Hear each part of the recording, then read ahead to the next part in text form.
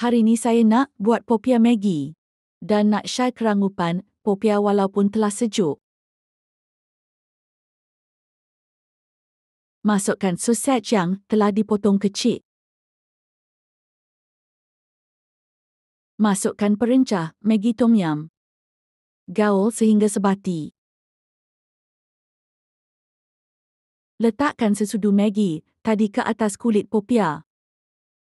Dan gulung dengan kemas. Ini salah satu tips supaya popiah kita kekal ranggup walaupun telah sejuk.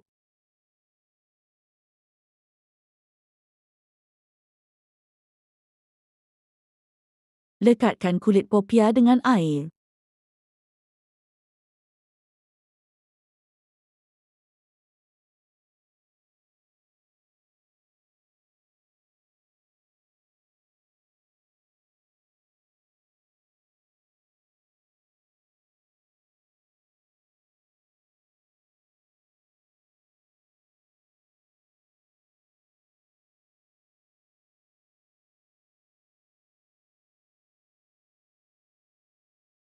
Goreng dengan minyak yang telah panas. Gunakan api yang sederhana ketika menggoreng. Ini juga salah satu tips untuk kekal ranggup.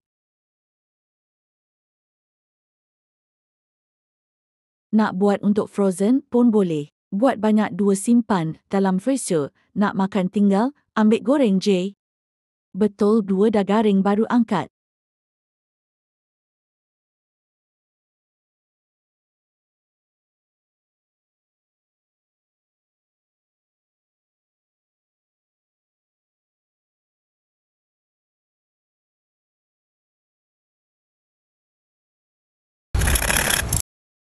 Buat macam ni mudah kan? Bekal untuk anak 2 boleh. Buat untuk apa 2 jamuan pun boleh. Siap, mudah je kan? Selamat mencuba.